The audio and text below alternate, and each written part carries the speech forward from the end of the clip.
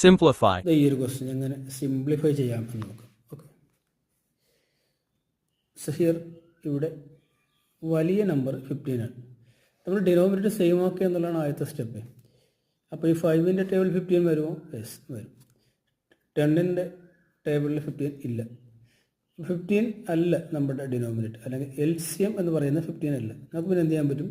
15ൻ്റെ double എടുക്കുക. 15ൻ്റെ double എന്ന് പറയുന്നത് 30 ആണ്. ഓക്കെ, 30.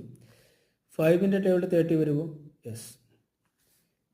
10ൻ്റെ ടേബിളിൽ 30 വരുമോ? യെസ്. സോ നമുക്ക് LCM അല്ലെങ്കിൽ ഡിനോമിനേറ്റർ 30, എല്ലാ ഫ്രാക്ഷനും 30 ഡിനോമിനേറ്റർ വരുന്ന രീതിയിലോട്ട് ഈ നമ്പറുകളൊന്ന് അഡ്ജസ്റ്റ് ചെയ്യും. സോ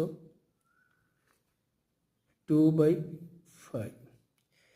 ഇവിടെ ഡിനോമിനേറ്റർ 30 വരണമെങ്കിൽ 6 കൊണ്ട് മൾട്ടിപ്ലൈ ചെയ്യണം. അപ്പോൾ ന്യൂമറേറ്ററിനെ 6 കൊണ്ട് മൾട്ടിപ്ലൈ, അല്ലെങ്കിൽ വിലയിൽ വ്യത്യാസം വരും. ദെൻ പ്ലസ് ഇവിടെ 3/15. ഈ 15 30 ആകണമെങ്കിൽ 2 കൊണ്ട് മൾട്ടിപ്ലൈ ചെയ്യണം. സോ ഇവിടെയും നമ്മൾ 2 കൊണ്ട് മൾട്ടിപ്ലൈ ചെയ്യും. മൈനസ് 1/,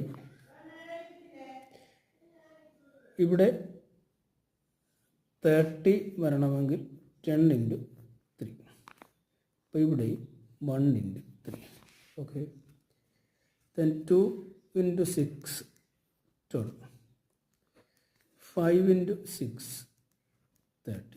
ഓക്കെ, പ്ലസ് ഇവിടെ 3 × 2 6, 15 × 2 30. ഓക്കെ,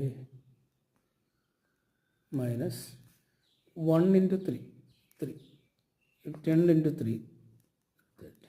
ഓക്കെ, ഇപ്പോൾ ഇവിടെ ഡിനോമിനേറ്റർ എല്ലായിടത്തും 30 ആയുള്ളൂ.